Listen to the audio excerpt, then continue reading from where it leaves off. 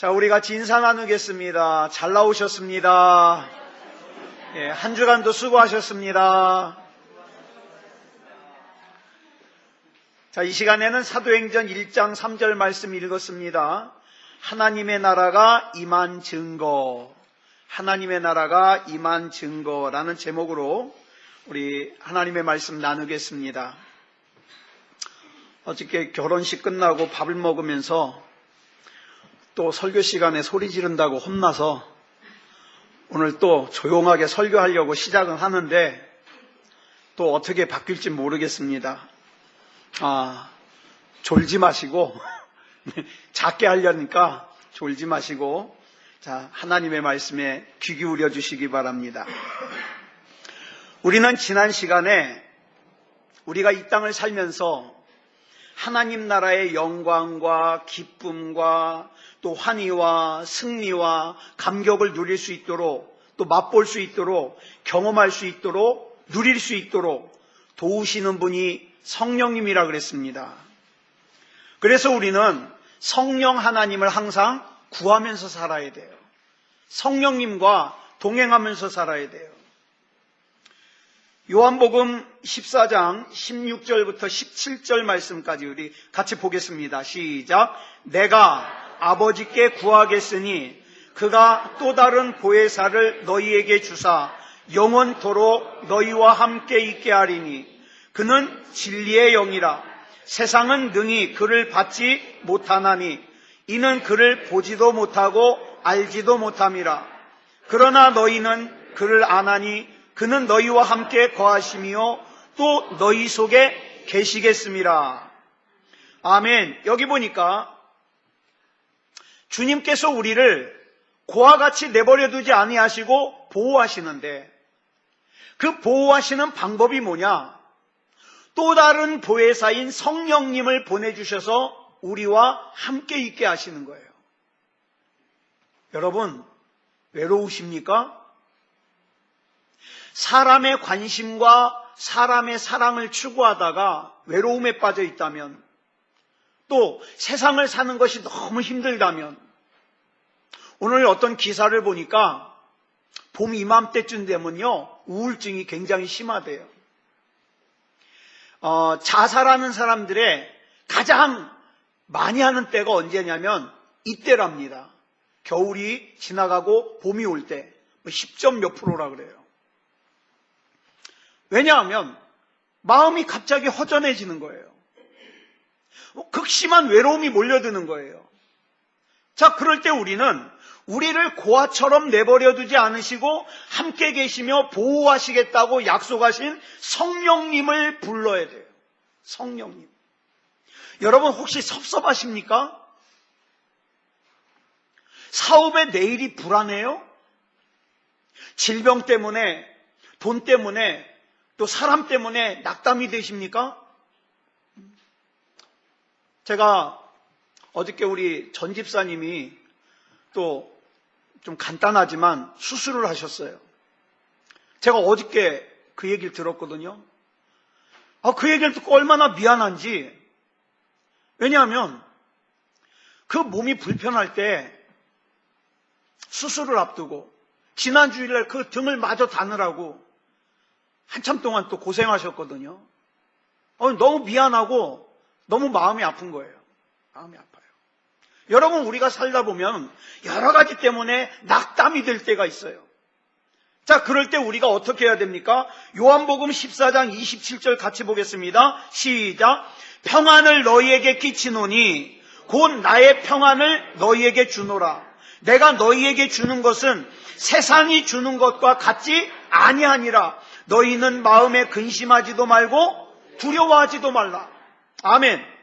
주님께서는 세상이 주는 것과 같지 않은 평안을 우리에게 주시는데 그 평안이 임하면 근심이 물러가고 두려움이 물러간다고 말씀하고 있습니다. 그런데 이 평안은요 주님께서 주시는 거기 때문에 우린 설명이 안 돼요. 그죠? 돈 많은 사람도 불안해하는데 돈도 별로 없는 집사님이 평안하대요.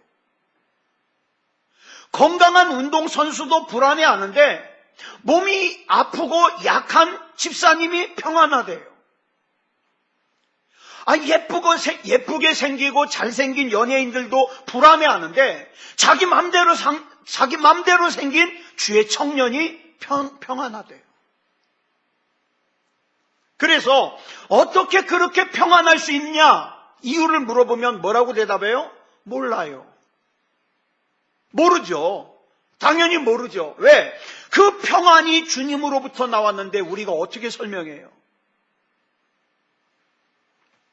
오스 힐먼이라는 분이 하나님의 타이밍이라는 책을 썼는데 이 책에서 평안의 이유를 이렇게 설명합니다. 우리는 평안이라는 것이, 우리가 생각하는 평안은 뭐냐 하면 어떤 문제가 있을 때 그 문제에 대하여 무관심으로 외면하고 의식하지 않는 것을 평안이라고 생각해요.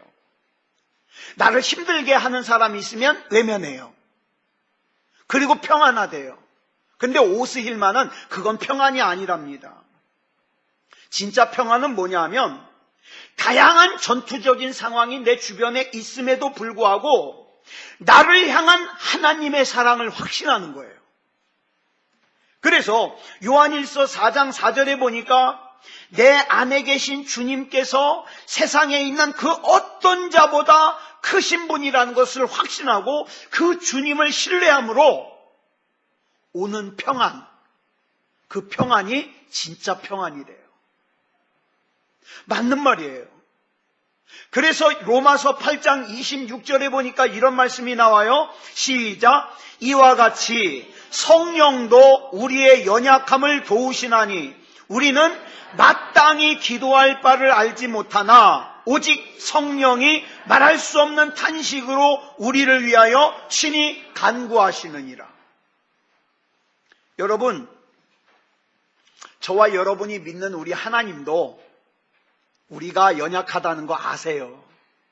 우리 하나님이요, 이창원 목사 연약하다는 거 아세요. 여러분 연약하다는 거 아세요. 그래서 우리 연약한 거를 도와주라고 성령님을 보내주셨어요. 성령님을.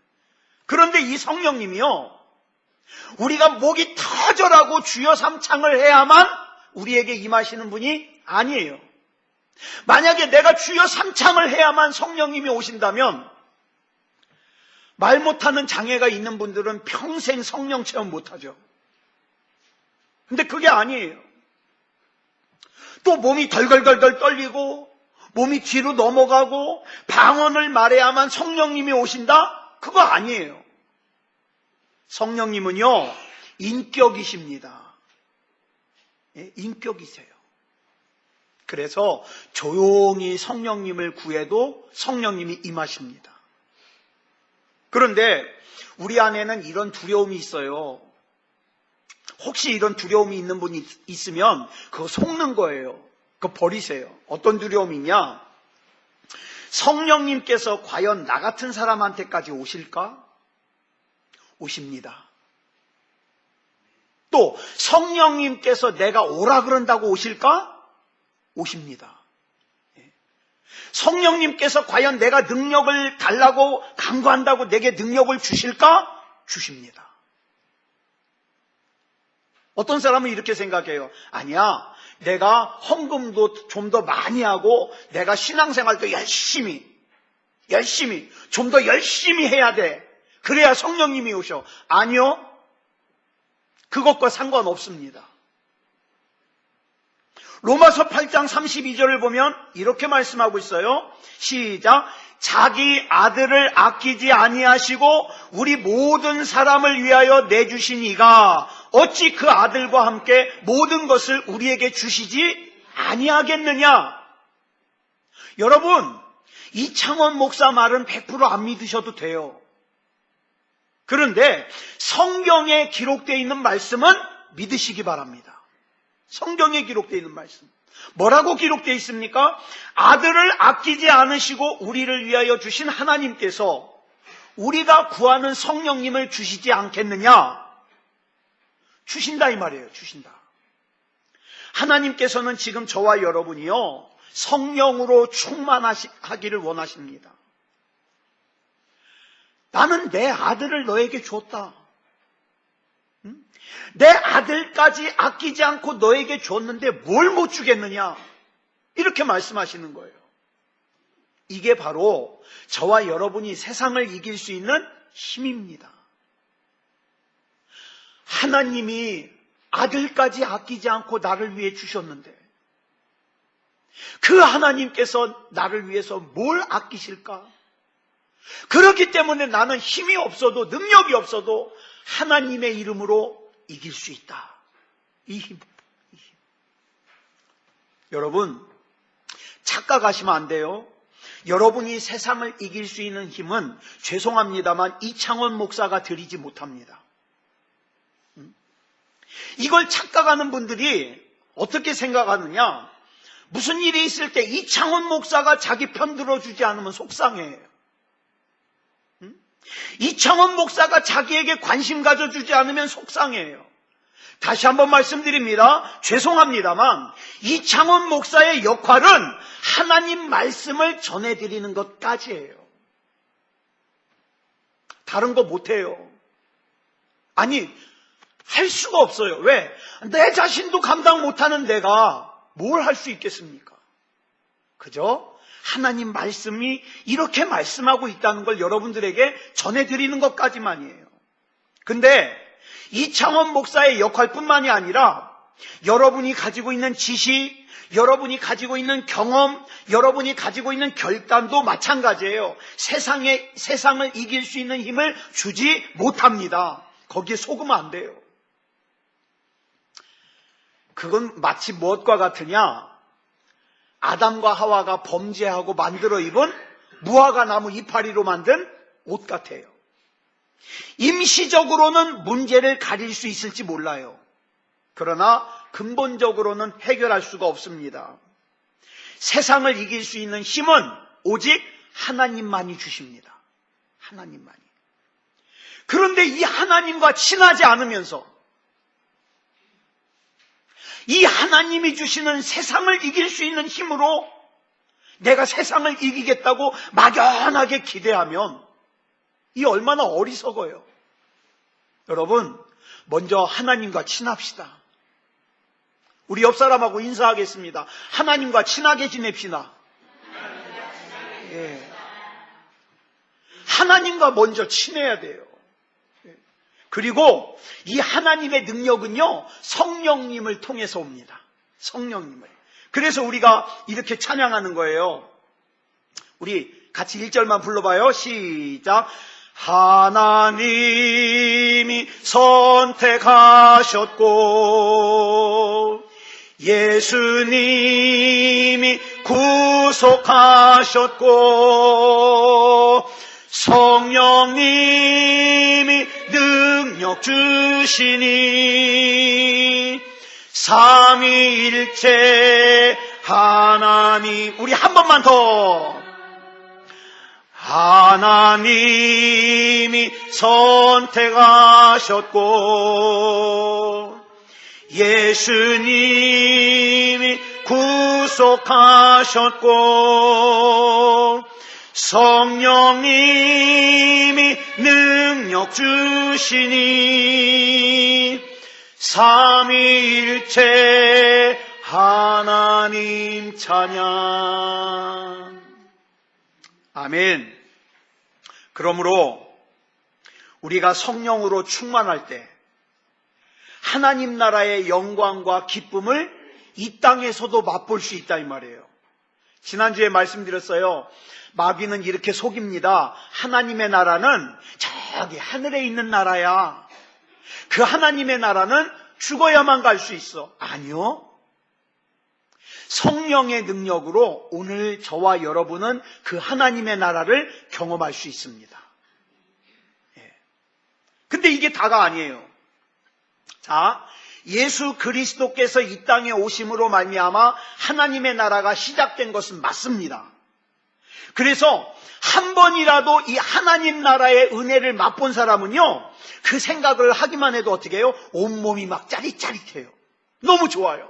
그래가지고 어떻게 합니까? 하나님, 내가 맛봤던 그 하나님 나라의 영광, 하나님 나라의 은혜를 또 맛보게 해주십시오. 그 은혜 가운데서 살게 해주십시오. 이렇게 구하면서 기도한다니까요. 근데 하나님 나라를 모르는 사람은 뭡니까? 예배 가기도 귀찮고, 기도하기도 귀찮고, 하나님과 친하기도 귀찮고, 근데 막연히 지옥 가기는 무섭고, 그러니까 어떡합니까? 그냥 예배 드려주는 거예요. 예배 참석해 주는 거예요. 근데 하나님의 나라를 경험한 사람은 어떻습니까? 벌써 달라요. 하나님, 제가 그 경험했던 짜릿짜릿했던 그 하나님 나라의 경험을 또 하게 해주십시오. 다르죠? 그래서 여러분, 신앙생활이 달라요. 하나님 만난 사람과 못 만난 사람이 달라요. 그렇게 은혜를 경험하면요, 내 안에 있던 분노가 사라져요. 미움이 사라져요. 그저 하나님께서 나만 사랑하시는 것 같고 세상 모든 사람들을 다 용납할 수 있을 것 같아요. 그런데 마태복음 13장에 보니까 하나님의 나라를 예수님께서 비유를 하시면서 쭉 설명하시는 게 나오는데, 그 중에 하나가 겨자씨 비유예요. 이 겨자씨는요, 세상에 있는 어떤 씨보다 작은 씨예요. 근데 이 작은 씨가 밭에 심겨지고 나니까 큰 나무가 돼가지고 공중에 새가 깃들인다 그랬어요. 이 비유가 말하는 게 뭘까요? 겨자씨는요, 하나님의 나라가 우리에게 경험되어짐으로 말미암아, 하나님의 나라가 우리에게 경험되어지는 게 세상적으로 보면 참 아무것도 아닌 것 같아요. 겨자씨 같아요. 근데 그렇게 우리 안에 심어진 하나님 나라의 경험, 하나님 나라의 기쁨, 하나님 나라의 은혜, 하나님 나라의 승리가 어떻습니까? 점점 큰 믿음으로 자란다 이 말이에요. 그래서 악한 마귀를 물리치고 하나님의 능력으로 큰 사명 감당한다 이 말입니다. 이게 바로 겨자씨 비유의 핵심이에요. 자, 근데 오늘 조금 어려운 걸 하려고 그래요. 절기. 좀 어려운 거니까 잘 따라오셔야 돼요. 예수님께서 십자가를 지시고 죽으신 다음 날이 절기로 무슨 절이에요? 유월절이에요. 그래가지고 사람들이 부랴부랴 예수님을 장사 지냈어요. 왜? 유월절에는 그런 거 하면 안 되니까. 유월절이에요. 자, 근데 유월절의 시작을 우리는 알아요. 유월절이 어떻게 시작됐죠? 예, 이스라엘 백성이 애굽에서 종살이를 할 때 양을 잡고 양의 피를 문의 설주와 임방에 발랐더니 죽음의 사자가 그 집을 넘어갔어요. 그러니까 유월이에요. 유월 한자로. 넘어갔다. 예? 그걸 기념하는 절기예요.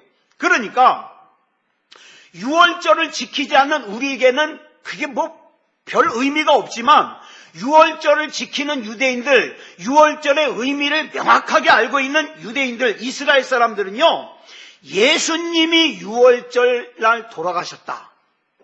굉장한 의미가 있어요. 왜요?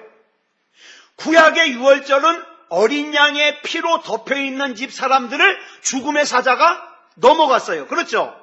마찬가지로 유월절날 예수님이 돌아가셨으니까 어린 양 되시는 예수 그리스도의 피로 덮여있는 사람들은 영원히 죽어요, 안 죽어요? 안 죽어요. 안 죽어요. 그 다음 유월절 다음 날이 절기로 무슨 절기냐? 무교절이에요. 무교절 다음 날이 무슨 절기냐? 초실절이에요. 초실절. 여기서 말하는 초실절은 우리가 맥추절이라 그래요. 보리를 추수하고 지키는 절기예요. 근데 이 초실절이 왜 중요하냐? 이스라엘 사람들의 주식은 밀인데, 밀을 심기 전에 먼저 보리를 심어요. 근데 저는 농사를 안 잡아서 모르겠지만 농사 지신 분들 만나보세요. 보리 싹이 나올 때 파랗게 나온다면서요. 그러면 이 초실절이 되면은요, 보리를 심어 놓은데 딱 나가가지고 둘러봐요. 근데 이 싹들이 다 똑같이 나오는 게 아니잖아요. 이렇게 둘러보다가 제일 빨리 나오고 제일 많이 자란 보리 싹을 갖다가 잘라요. 그래가지고 하나님 앞에 가지고 나와요. 그리고 하나님 앞에 그 싹을 드리면서 이렇게 기도하는 거예요. 하나님, 우리 밭에서 제일 먼저 나온 보리의 첫 이삭을 하나님께 드립니다. 이제 이 싹처럼 이 밭에 있는 모든 보리들이 잘 자라서 좋은 열매 맺게 해주십시오. 이게 맥추절이에요. 초실절이에요. 그런데 자, 여러분, 예수님이 6월절 날 돌아가셨죠? 그리고 어떻게 했어요? 다음 날 부활하셨죠? 다음 날이 무슨 절기라고요? 무슨 절? 초실절. 예수님이 부활하신 날이 초실절이에요. 자, 그러면 우리는 이제 이 말씀이 이해가 되실 겁니다. 고린도전서 15장 20절 시작. 그리스도께서 죽은 자 가운데서 다시 살아나사 잠자는 자들의 첫 열매가 되셨도다. 이해되시죠? 초실절이에요. 첫 열매, 부활의 첫 열매. 즉 부활하신 예수님께서 밭에서 나온 첫 번째 보리싹처럼 부활의 첫 열매가 되었으니까 이제 어떤 의미가 있는 거예요? 이 밭에서 이제 부활하신 부활의 첫 열매인 예수님처럼 저와 여러분도 무슨 열매가 된다? 부활의 열매가 된다. 이 뜻이에요. 그리고 잘 들으세요. 자, 6월절 후 7일이 7번 지나가요. 77이 49. 이걸 77절이라 그래요. 그 다음에 49 다음 날이 무슨 날이에요? 49일이 지나고 다음 날. 며칠째예요? 49 제가 지금 어려운 거 물어봐요. 49일 다음 날이 며칠째예요? 50일이죠? 50일을 좀 유식하게. 여러분 한자로 열흘을 뭐라 그래요? 열흘. 순. 그죠? 순. 자, 그러면 순이 5개예요. 뭐예요? 오순절. 오순절. 우리는 오순절 그러면 뭐만 생각하냐면 그냥 성령 받은 것만 생각하는데 이런 의미예요. 77절 다음 날이 50일째 되는 오순절이에요. 그런데 민수기 28장 26절 보니까 77절을 뭐라 그래요? 줄친 것만 시작. 77절 처음 익은 열매를 드리는 날. 이렇게 나와요. 그런데 광야 생활하던 이스라엘 백성이 광야에서 처음 익은 열매를 드린 역사가 있어요, 없어요? 있어요, 없어요? 처음 익은 열매를 드린 적이 있어요, 없어요? 없어요. 왜? 광야에서 농사도 짓지 않았고 그 다음에 장사도 하지 않았는데 뭐 처음 익은 열매가 있어야죠. 없어요. 드리지 않았어요. 그저 하나님이 내려주시는 만나 먹었어요. 하나님이 반석에서 주시는 물 마셨어요. 그런데 그런 광야에서 처음 익은 열매를 하나님이 왜 말씀하실까요? 이게 중요해요. 처음 익은 열매를 왜 말씀하실까요? 지금 처음 익은 열매가 있지도 않은데.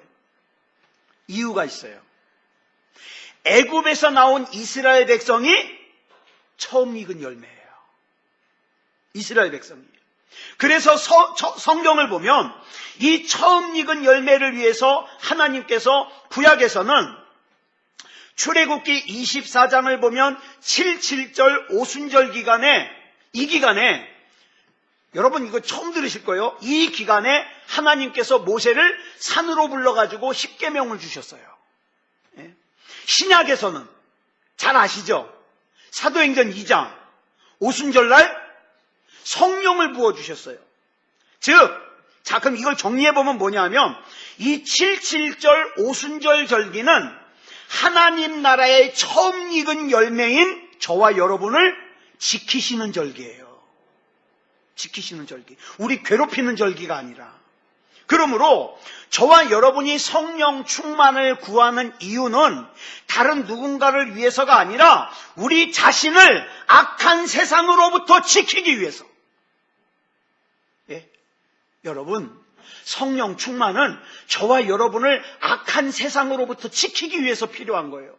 왜? 성령 충만하지 않으면요, 예배 빼먹는 거 너무 쉽게 생각해요. 기도 안 하는 거 너무 쉽게 생각해요. 불신앙으로 사는 거 아무렇지도 않게 생각해요. 그런데 성령 충만하면요, 안 그래요. 안 그래요. 그래서 성령은 누구를 위해서다? 나를 위해서 필요한 거다. 그래서 우리가 성령 충만을 구해야 돼요. 성령 충만을. 자, 그런데 이 오순절, 즉 77절, 자 보세요. 7일이 7번 반복돼 가지고 77절인데 그게 그러니까 7번째 되는 안식일이에요. 그 다음 날이 뭐예요? 오순절이죠? 그럼 오순절이 요일로 무슨 요일일까요? 안식일이 토요일이니까 주일이에요. 오순절이 주일이에요. 예수님께서 부활하신 날을 성경에서 뭐라 그래요? 안식 후 첫날, 주일이에요. 사도 요한이 요한계시록의 말씀을 계시받은 날이 무슨 날이에요? 거긴 정확하게 이렇게 나와요. 주일. 그래서 우리가 주일날 예배를 드리는 거예요. 자, 또 하나 이제 중요한 거 말씀을 드리려고 그래요. 사도행전 2장을 보면 오순절 성령 강림 사건을 기록하고 있는데 사방에서 사람들이 예루살렘으로 모여들었어요. 그래서 사도행전 2장 9절부터 11절까지 보면 모여든 사람들의 그 출신 나라 어디에서부터 왔는지가 쭉 기록이 되는데 자, 몇 개인가 세보세요. 바데, 메데, 엘림, 메소보다미아, 유대, 가바도기아, 본도, 아시아, 부르기아, 밤빌리아, 애굽, 구레네, 리비아, 로마, 그레데, 아라비아. 몇 개예요? 똑같이 들었는데 숫자 잘못 센 사람 있을 거예요. 제가 센 건 15개인데 16개요? 네? 점심 내기 할까요? 자, 제가 이걸 세봤는데 15개예요. 15개. 그래서 자 보세요. 오순절날 무슨 일이 일어나? 15개도 숫자 틀려도 괜찮아요. 진짜 중요한 건 그 다음이에요. 오순절날 무슨 일이 일어났죠? 사도행전 2장 7절부터 8절 시작. 다 놀라 신기하게 여겨 이르되 보라 이 말하는 사람들이 다 갈릴리 사람이 아니냐. 우리 각 사람이 난 곳 방언으로 듣게 되는 것이 어찌 됨이냐. 여기 보면 오순절의 첫 번째 특징이 나오는데 뭐예요? 오순절날 성령 강림의 첫 번째 특징이 전 세계에 흩어졌던 사람들이 한 곳에 모여요. 그죠? 한 곳에 모여요. 두 번째 특징이 그렇게 모인 사람들이 원래는 다 각각의 언어를 쓰는데 한 가지 언어로 동일한 메시지를 들어요. 그죠? 말이 하나가 돼요. 이 신비를 아시겠어요? 자, 그럼 이 사건이 의미하는 게 뭘까요? 전 세계에 흩어졌던 사람들이 한 곳에 모이고 각각 다른 말을 사용하는 사람들이 하나의 언어로 들어요. 그러면 이것과 반대되는 사건이 성경에 나와요. 뭘까요? 예? 네, 바벨론 사건이에요. 자, 그러면 바벨론 사건이 아니라 바벨탑 사건이에요. 바벨탑의 저주가 끝나는 시점이 언제겠어요?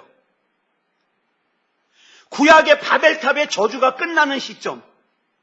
그게 오순절이에요. 왜? 흩어졌던 게 하나로 모이니까. 자, 그렇다면 바벨탑의 저주라는 게 뭐예요? 인간의 언어가 원래 하나였는데 이때 죄 안 졌으면 우리가 힘들게 영어 공부할 필요가 없잖아요. 언어가 하나인데 그놈의 영어는 10년을 공부해도 못 알아들어. 외국 사람만 옆에 오면 벌써 심장이 반응해. 두근두근. 나한테 말 걸면 어떡하지? 그죠?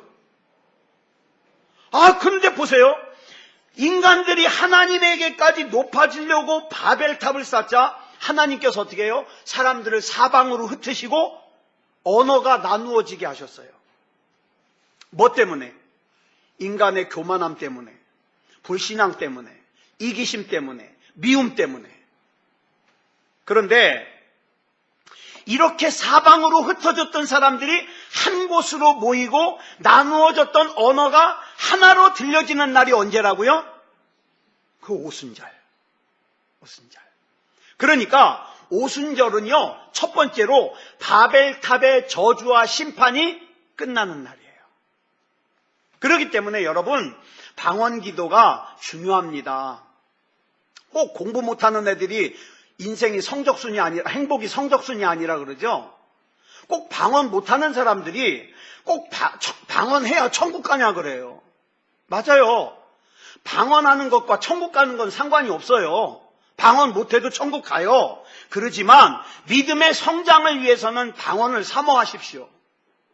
왜냐하면 방언은 내 영혼이 하늘의 언어로 하나님과 직접 교통하고 대화하는 귀한 은사예요. 제가 다 그런 건 아니지만 가만히 보니까 방언하는 사람들이 신앙이 견고해요. 제가 옛날 전도사 때 학생부 담당을 하는데 어느 날 토요일 날 교회에서 애들을 이제 모아놓고 2시간 동안 기도회를 했어요. 막 기도를 했는데 한참 개인 기도하고 있는데 새로 나온 지 얼마 안 되는 애가 막 울면서 왔어요. 왜 우냐 그랬더니 말이 안 된대. 입이 안 된대. 막 울어요. 이제 자기는 장애인이 됐다고. 그게 뭐가 오는 거예요? 방언이 오는 거예요. 근데 얘가 뭐 방언을 아나? 교회 나온 지 얼마 안 됐는데? 그러더니 막 방언을 막 하는 거예요. 그러면 방언한 사람들은 다시 세상으로 안 돌아가냐? 아니요. 걔 2달 만에 세상으로 돌아갔어요. 교회 안 나와요. 그러니까 꼭 방언을 하는 것이 천국 가는 건 아니에요. 근데 우리가 좀 더 신앙의 성장을 위해서는 방언을 사모해야 된다. 자, 그렇다면 저와 여러분이 지금 이제 2 종류의 영향 가운데 있어요. 하나는 바벨탑의 영향을 받으며 살고 있느냐, 아니면 오순절의 영향을 받으며 살고 있느냐. 자, 바벨탑의 영향을 받으며 사는 사람들은요, 분열이에요, 분열. 뭐 안 보고 살지 뭐. 관계 끊고 살지 뭐. 이건 바벨탑의 영향이에요. 흩어져 살지 뭐. 내 맘대로 살지 뭐. 내 마음에 안 들면 안 보고 살면 되잖아. 이건 바벨탑의 영향이에요.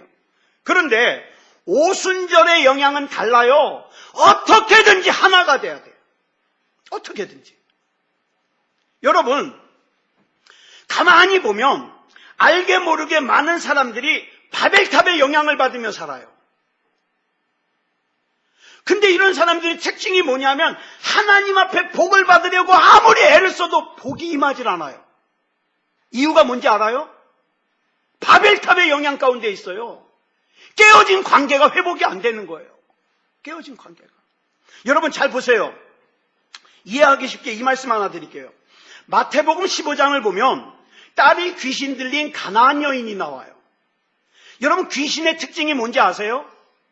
귀신은요, 사람을 아프게 해요. 사람을 괴롭게 해요.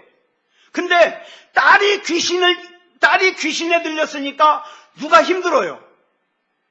엄마가 힘들어요, 엄마가. 이 가나안 여인이 힘들어요. 또 주변 사람들이 힘들어요. 그 중에서도 이 귀신 들린 딸 때문에 가장 상처를 받은 사람이 누구겠어요? 엄마예요, 엄마. 자, 근데 이 엄마인 가나안 여인이 예수님을 찾아왔어요.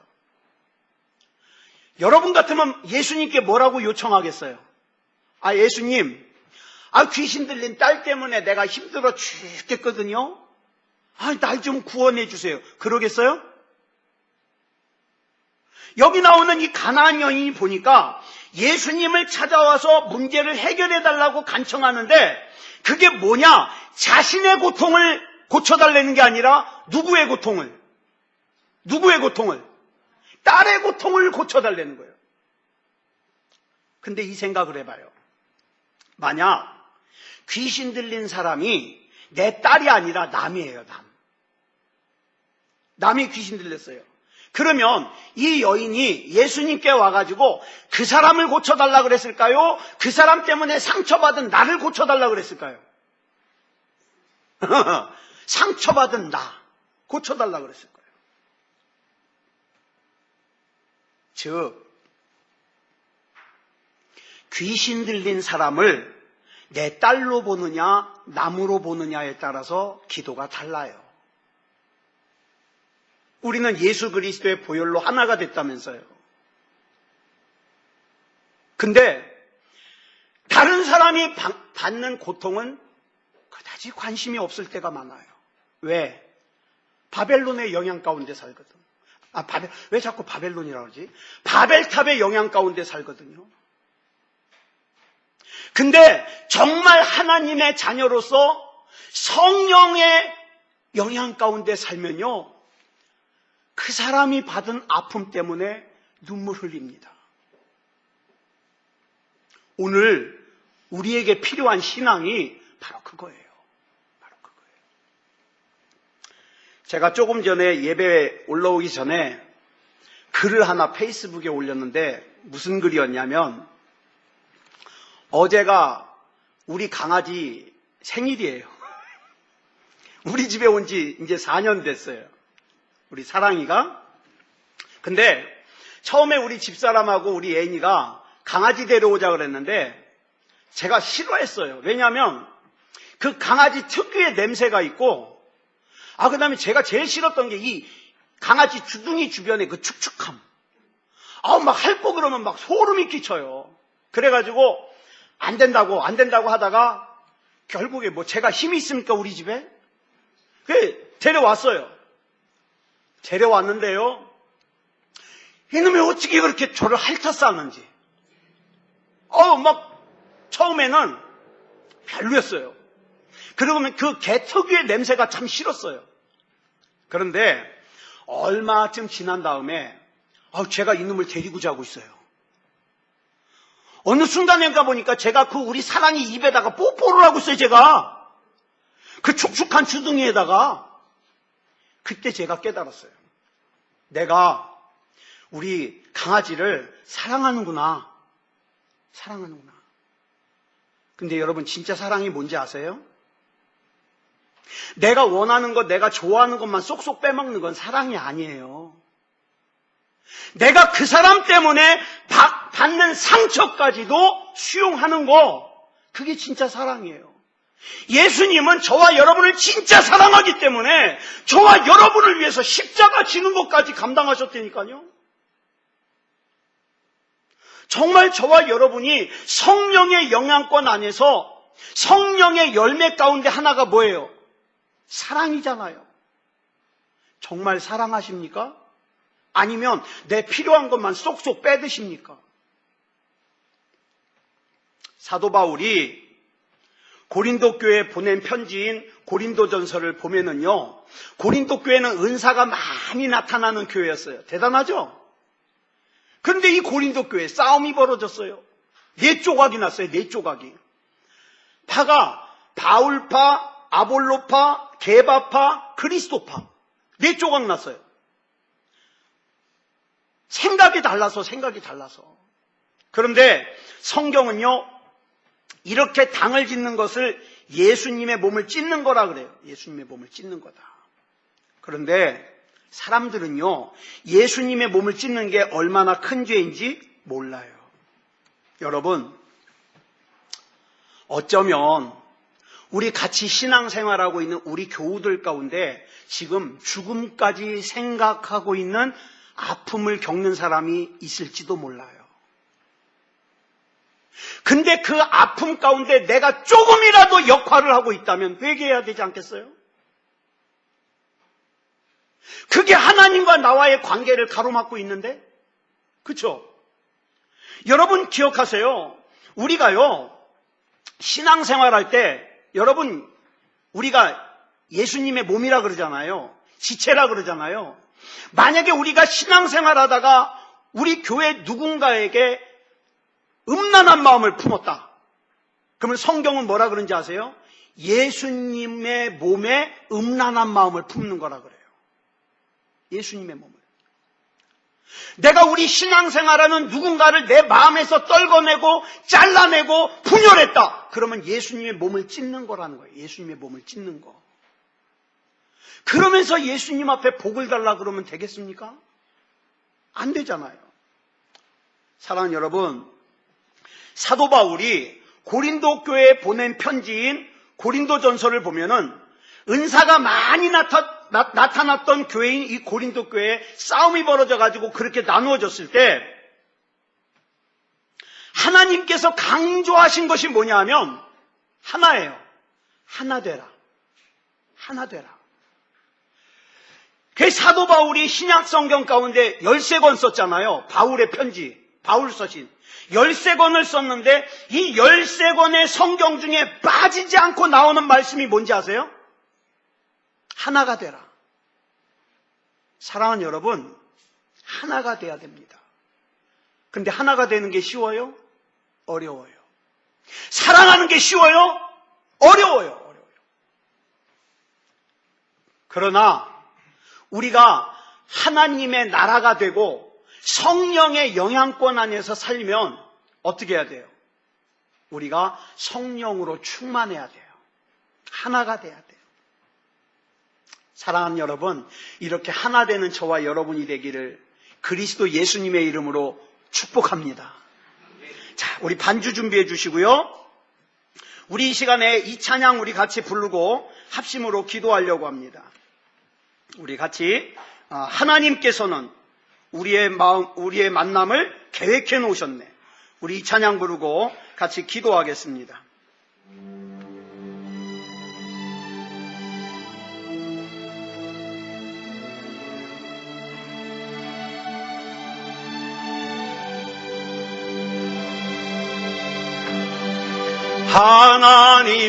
하나님께서는 우리의 만남을 계획해 놓으셨네. 우린 하나 되어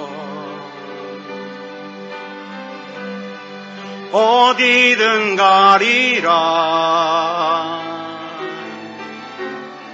주위에 서라며 무엇이든 하리라. 당신과 함께 우리는 하나 되어 함께 건네 하늘 아버지 사랑 안에서 우리는 기다리며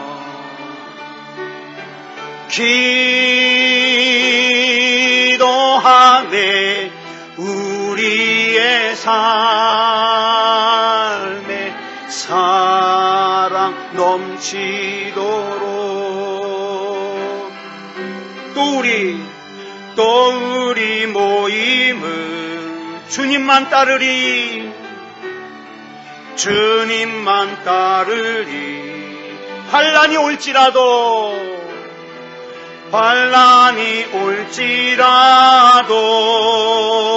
주 함께 하시리. 주 함께 하시리. 또 우리 마음에 시험이 닥칠 때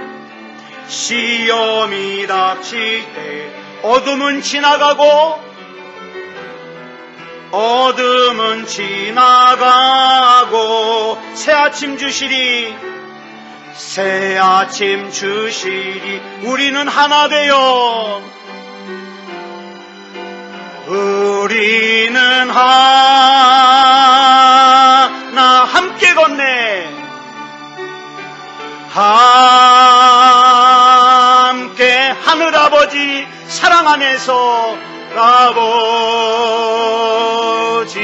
사랑 안에 우리는 기다리며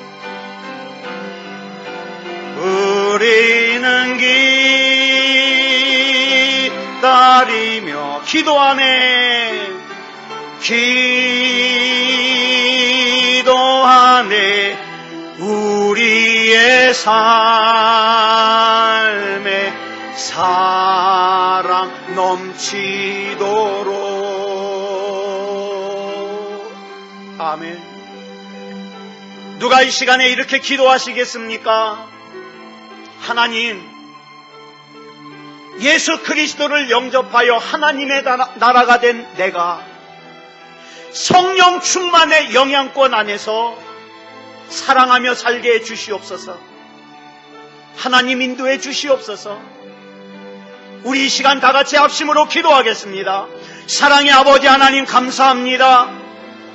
이 시간에 우리 하나님께서 함께하여 주셔서 하나님의 나라가 임한 증거를 우리에게 깨닫게 해주시니 감사합니다. 예수님이 하나님의 나라이시고 그 예수님을 구주로 영접하여 내 안에 모셨으니 이제 내가 하나님의 나라인데, 이제 바벨탑의 영향 가운데서 벗어나 하나님의 성령으로 충만하여 성령의 영향권 안에 있게 하시고, 분열되었던 것이 하나가 되게 하시고, 미움이 변하여 사랑이 되게 하시고, 아버지 하나님, 교만함이 변하여 겸손함이 되게 하시고, 하나님 안에서 성령 충만함의 증거가 우리 가운데 나타나게 하여 주시옵소서. 아버지 하나님, 나도 모르는 사이에 내가 바벨탑의 영향권 가운데 살아 하나님과 내 사이가 멀어지는 바람에 하나님의 복을 구하였어도 하나님의 복이 임하지 않았던 것들, 아버지 하나님, 이제는 내가 하나님의 영향권 안에 살게 하시고 악한 마귀의 모든 계략을 물리치며 하나가 되기 힘쓰게 하시고 성령으로 충만하여 악한 마귀의 계략을 이겨나갈 수 있게 하여 주시옵소서. 우리 하나님께서 붙잡아 주시고 인도해 주실 줄 믿사오며 그리스도 예수님의 이름으로 간절히 기도드렸사옵나이다. 아멘.